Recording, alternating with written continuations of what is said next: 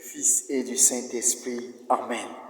Aujourd'hui, c'est le deuxième dimanche de Pâques, le dimanche de la miséricorde. Miséricorde, le dimanche de la miséricorde, du grand pardon. Dieu nous pardonne. Mais dans ce deuxième dimanche, les textes sont très riches. Il y a des choses extraordinaires. Les gens qui vivent des choses extraordinaires sont dans l'événement. Ils sont dans l'événement parce qu'ils vivent des choses extraordinaires.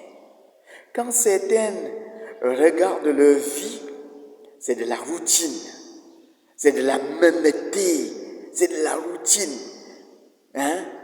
Ils regardent leur vie, ils se disent, mais on se lève, on se couche, c'est la même chose chaque jour. Ils aimeraient aussi goûter à quelque chose d'extraordinaire dans leur vie. En relisant nos pages de l'évangile d'aujourd'hui, l'évangile de Saint Jean, le Saint-Évangile de Saint Jean, nous voyons quelque chose d'extraordinaire que le Seigneur apporte aussi pour toi en ce dimanche de la miséricorde et du grand pardon. Les disciples ont la peur. Les disciples sont en peur, sont apeurés. Pourquoi? Parce que les moments de la mort de Jésus, les moments de la passion de Jésus-Christ, ce moment de la mort de Jésus, les disciples sont passés par toutes sortes d'émotions, plein d'émotions et de surprises, plein de déceptions et de rumeurs. Voilà la peur que les disciples traversent. Celui qui croyait le maître le plus fort a été pris, flagellé, enchaîné, bafoué, craché. Ils sont dans la peur, dans la peur. Même nous aussi qui avons dit crucifiez-le, nous préférons Barabbas que Jésus. Nous sommes dans la peur, nous fuyons, nous nous cachons parce que c'est terrible. Nous avons crucifié le libérateur, le sauveur. Voilà la peur. Cette peur, dans cette peur, ils sont enfermés. La peur nous enferme sur nous-mêmes. Alors nous vivons l'enfer. La peur nous enferme sur nous-mêmes. C'est pour cela que nous vivons dans l'enfer, dans l'enfermement sur nous-mêmes. Et Jésus vient au milieu de nous pour nous libérer de cet enfermement sur cet enfer. Parce qu'il est sorti du tombeau, la pierre s'est roulée. Il est sorti vivant pour nous sortir de notre enfermement par la pierre. Que Jésus roule ta pierre qui t'enferme. Que Jésus roule ta pierre qui t'enferme. Amen. Amen. Quand je dis Amen, amenez-moi Jésus. Ainsi soit-il, comme Jésus l'a dit, que la pierre soit roulée sur tout ce qui t'enferme, ce qui te bloque, que toute pierre soit roulée. Et Jésus, toute porte close, verrouillée à clé, Jésus entre et il se tient au milieu d'eux et il leur dit, la paix soit avec vous, la paix soit avec toi. C'est Jésus qui te dit aujourd'hui, Amen, que la paix soit avec toi. En ce deuxième dimanche de la miséricorde, deuxième dimanche de la résurrection de Pâques, la Pâques du Seigneur, la Pâques qui est le passage. C'est un passage pour toi. C'est pour cela que Jésus te dit, la paix soit avec toi. La paix soit avec toi. Et c'est à toi d'accueillir cette paix du ressuscité, cette paix du libérateur. Il donne son esprit à eux. Il y a deux qui n'étaient pas là. Il donne son esprit. Ceux à qui vous pardonnerez, ils leur seront pardonnés. Ceux à qui vous maintiendrez, ils leur seront maintenus. Voilà ce que Jésus dit à ses apôtres. Il leur confie une mission, la mission très forte. La mission de délivrer, la mission de libérer, la mission de défaire, la mission de rouler toutes sortes de pierres. C'est pour cela, pour toi, aujourd'hui, toute pierre sera roulée et tu vas sortir vivant comme Jésus est sorti vivant de son tombeau. C'est le dimanche de la miséricorde, le dimanche de la libération. Mais il y a un qui n'était pas là quand Jésus est apparu à ses disciples. Un qui n'était pas là. On l'appelle qui? Thomas. Un jumeau Didyme. Un jumeau Didyme. Son deuxième jumeau, c'est qui? C'est toi, mon frère. Peut-être c'est moi, son deuxième jumeau. Jumeau de Thomas. Jumeau de celui qui était absent quand Jésus est apparu. Jumeau de tous ceux qui étaient absents quand Jésus est sorti du tombeau. Toi, tu étais là quand Jésus est sorti du tombeau. Si tu dis que tu n'es pas jumeau de Thomas, Didyme, tu étais là quand Jésus est sorti du tombeau? Non, parce que moi, je n'étais pas là quand Jésus est sorti du tombeau. C'est pour cela que je dis que Thomas est mon jumeau. Thomas est le jumeau de tous ceux qui étaient absents quand Jésus est sorti du tombeau. Thomas est le jumeau de tous ceux qui arrivent en retard. Thomas est arrivé en retard, comme toi tu arrives souvent en retard à la messe. Thomas est le jumeau de tous ceux qui arrivent en retard, de tous ceux qui sont absents, de tous ceux qui arrivent après. Il y a de cela 2000 ans que Jésus est sorti du tombeau. Mais nous sommes des en retard, nous sommes des absents de l'événement de la résurrection. C'est pour cela que Thomas devient notre jumeau, ton jumeau à toi. Thomas est ton jumeau. Dis, Thomas mon jumeau, dans ce dimanche de la miséricorde. Miséricorde pour nous, les absents. Miséricorde pour nous qui ne sommes pas des Juifs. Miséricorde pour nous qui n'étaient pas à Jérusalem. Miséricorde pour nous. Thomas est notre frère. Thomas est mon frère. Ma sœur, dis que Thomas est ton frère. Dis, pour que tu accueilles aujourd'hui la grâce du ressuscité. Et qu'est-ce que Jésus dit à Thomas? Avance, avance, avance et touche mes plaies. Car on avait dit à Thomas qu'il est ressuscité. Thomas avait dit quoi? Si je ne mets pas la main sur ses blessures, je ne croirai pas. Et on nous dit que la foi est un don que Dieu donne. Si la foi est un don, et c'est Dieu qui nous a créés, pourquoi Dieu distribue ce don à certaines personnes, il ne nous donne pas?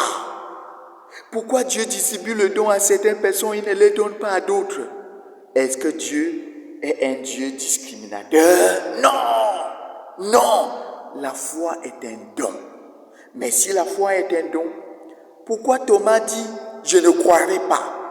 Thomas qui a mangé avec Jésus, Thomas que Jésus a choisi, qui était avec le témoin oculaire. Il dit que c'est que ses frères qui étaient avec lui dit, il ne peut pas croire si lui-même il ne touche pas. Toi, Thomas le disciple ne croit pas. C'est toi qui n'étais même pas là lors des événements qui va croire. Qui est plus proche, Thomas ou bien toi? Thomas ou bien moi, pour ne pas croire? Nous sommes très loin de Thomas. Nous sommes plus absents que Thomas. Nous sommes plus absents que Thomas. Absents de l'événement. Absents des événements qui se sont passés à Jérusalem. Oui, mon frère, ma soeur. Et voilà, les disciples disent, Thomas dit que, les apôtres disent, Thomas dit que je ne croirai pas. La foi est un don. Tu peux accepter de croire ou bien tu peux refuser. Même si c'est ton père qui te dit, même si c'est ton frère qui te dit, tu peux accepter ou bien tu peux refuser. Il y a des enfants que leurs parents ne sont pas chrétiens, mais ils sont des chrétiens, non. Il y a des enfants que leurs parents sont des chrétiens, mais ils sont des bouddhistes, non. Oui, mais c'est très important. Mais si la foi est un don, quelle est cette piste que Thomas nous enseigne aujourd'hui en ce dimanche de la miséricorde, toi et moi, puisqu'il y a 2000 ans plus tard que Jésus est ressuscité. Si la foi est un don, pourquoi il y a cette discrimination? Je pourrais répondre en disant que Thomas, en face des témoins oculaires qui sont ses frères consacrés, comme toi, mon frère et ma soeur, il y en a des prêtres que l'autre prêtre dit, il ne croit pas. Alors il faut comprendre ça. Il faut comprendre ça, que Thomas parmi les disciples n'a pas aussi cru, qu'il peut aussi avoir des consacrés dans le couvent, que l'autre peut dire l'autre chose, l'autre dit qu'il ne croit pas, qu'il ne croit pas à ce qui s'est passé pour toi. Parce que toi, le miracle, c'est pour toi, pour ta conversion. Si tu dis l'autre ne croit pas, laisse-lui. Mais ça t'a permis à te convertir, non? Rends grâce à Dieu. Pourquoi? Est-ce que ce miracle que Dieu a produit sur toi, c'était pour convertir l'autre? La première à se convertir, c'est d'abord toi. C'est d'abord toi. La foi est personnelle. La foi est personnelle. Un engagement personnel pour toi. Mais quand tu vis déjà, selon ce que tu as témoigné, que Jésus s'est apparu à toi, la Vierge Marie s'est apparue à toi, c'est par ta vie qu'on découvre que effectivement, ce qu'il nous avait dit là, c'était vrai. Mais si tu vis pire que ce que tu nous dis, que tu as vu, que Dieu t'a manifesté à toi, là, personne ne peut te croire. Mais où repose alors la foi? Où repose la foi? Moi, je peux vous donner mon témoignage d'après les textes que nous venons de lire d'aujourd'hui, est que la foi repose sur nos mains. La foi est sur nos mains. Sur nos mains. La foi est sur nos mains. Comme des vases fragiles, cette foi-là peut se disparaître. Et c'est comme un pot de glace sur tes mains qui peut se fondre et disparaître et tu n'as plus ta foi. Mon frère, conserve ta foi. Conserve ta foi parce que la foi est déposée entre tes mains.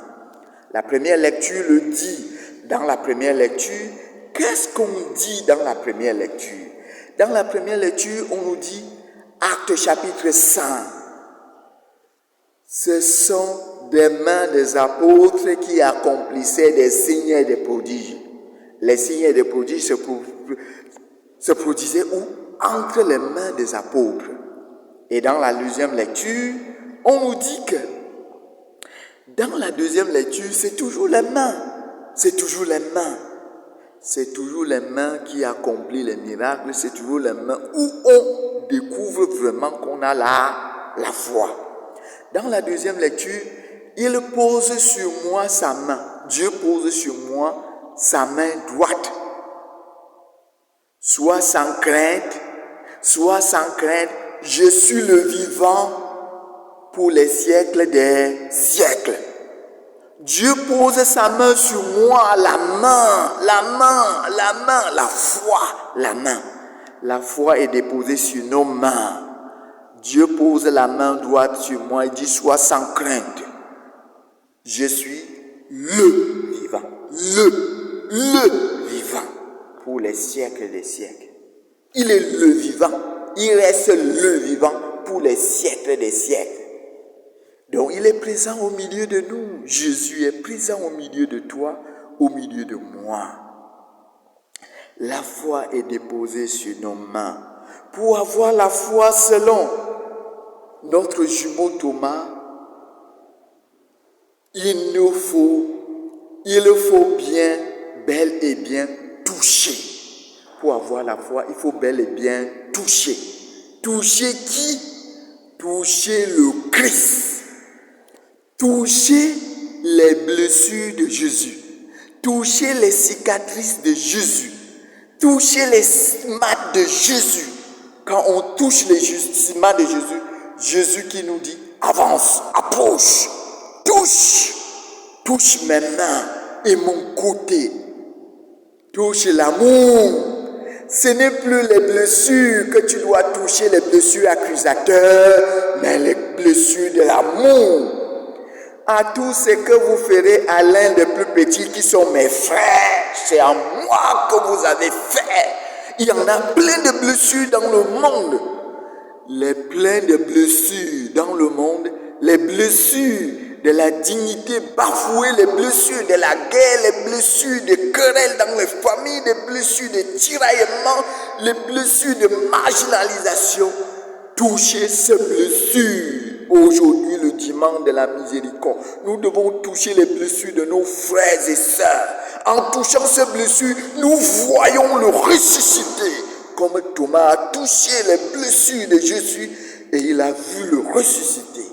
Et il dit, mon Seigneur et mon Dieu, mon Seigneur et mon Dieu. Quand tu touches les blessures de ton frère, de ta soeur, de ton époux, de ton épouse, de tes enfants, de tes frères et sœurs, des enfants de la rue, les hommes rejetés, le mari qui rejette sa femme, quand tu touches ces blessures du manque d'amour, des blessures de la haine, les blessures de la jalousie, les blessures de tiraillement, de guerres de succession, de guerres de positionnement. Touchez ces blessures, mon frère et ma soeur, c'est le dimanche de la miséricorde. Touchez les misères de nos frères et sœurs. Touche les misères et tu verras le ressusciter. Je suis le vivant pour les siècles des siècles.